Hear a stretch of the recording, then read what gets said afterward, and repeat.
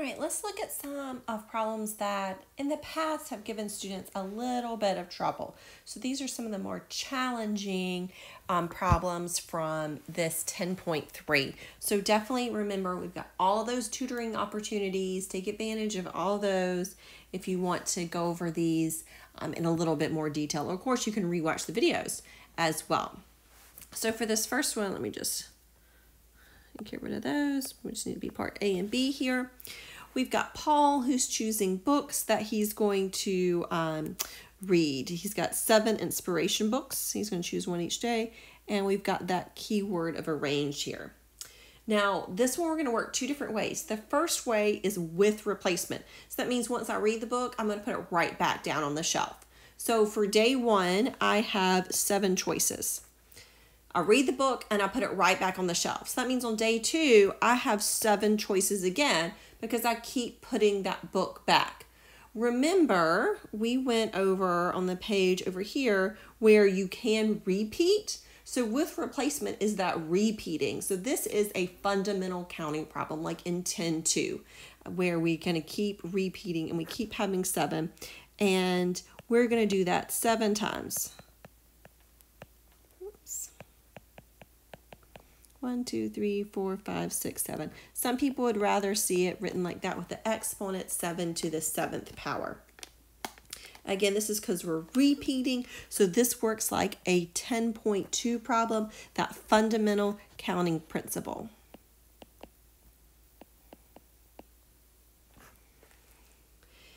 Now the problem changes when I say without replacement. Without replacement means that the books are going to diminish. Each day there's going to be 1 less book. And we've got that arrange. That tells me that the order does matter. It wasn't a big deal in the first one because remember if we go back over here that the first question is can I repeat? If the answer is yes, you work at like 10.2 where we just multiply. If the answer is no, so in this case I can't repeat it because I'm not putting them back, then we have to decide if we're dealing with a permutation or combination. So those 2 questions we have to ask ourselves. So this one is going to be a permutation and we're choosing all 7. Now we've seen before when we deal with permutations there is more than one way to write it out.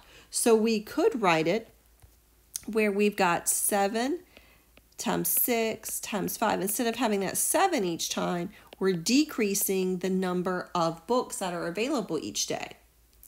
And since this one starts with a natural number and goes all the way down to 1, that is that factorial again. So you've got 3 different ways. You could choose to type it in your calculator. It doesn't matter which way you do it. You're going to get that same answer of 5,040, no matter which of the 3 ways that you choose to type it in. All right, this next one is the one that really gets people. So this is true about radio call letters. A lot of radio stations have more call letters now, but just dealing with 3 letters. So like the name when they say you're listening to, you know, so-and-so on the radio.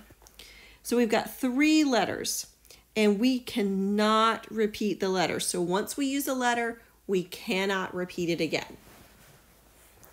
And the very first one has to begin with K or W. So I've got my 3 letters here.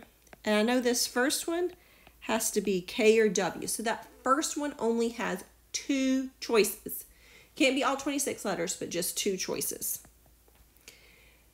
Now this second one, it cannot repeat. So if it's W, it can't be W again. Like we can't have WWX. So instead of having 26 letters, we're only going to have 25 letters. The 26 letters of the alphabet minus the one that we've already chosen.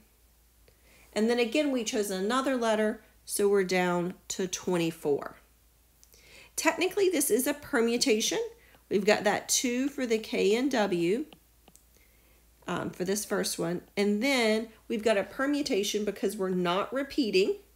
And order matters anytime we're naming things like passwords, phone numbers, the letters in your name. So order is important. If you change the letters in your name, you get a different name.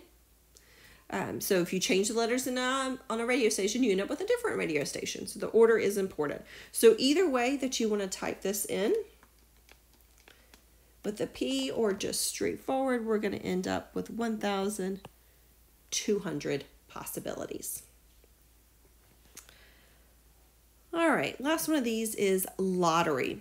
So in this particular lottery we've got here, we're selecting 5 numbers out of 48, and then we're going to choose a lucky ball number, which is the number 1 through 18. So we've got 2 different possibilities here. We've got the main set of numbers and then that lucky ball number on the end. And I'm going to tell you that when we're playing lotteries, unless it says otherwise, the order's not going to matter. So for any of the lotteries we've got going on in our class, we're going to kind of make a blanket rule. Doesn't matter what order you pull the number in. If you have that number on your ticket, then you win. So there are 48 numbers, and I just said order didn't matter, and we're going to choose 5 of those. But then we've got that lucky number, the lucky ball number there. There were 18 of those, and I'm going to choose 1. So I'm going to multiply those together. If you don't like the 2 combinations, you don't like to have more than 1, we can just think about it multiplying just by the number 18. Because there are 18 choices, we're only going to choose 1 of those. So 18C1 is just 18. So we're going to type this in. You can type it in all at once if you want to, or you can split it up.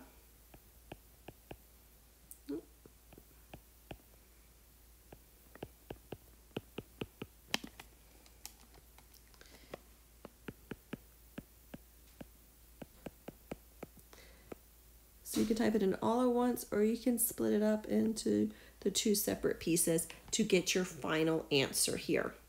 Remember, you got all that tutoring help you can go to. You can email me. You can use the Ask My Instructor in My Math Lab, and you can rewatch these as many times as you need to.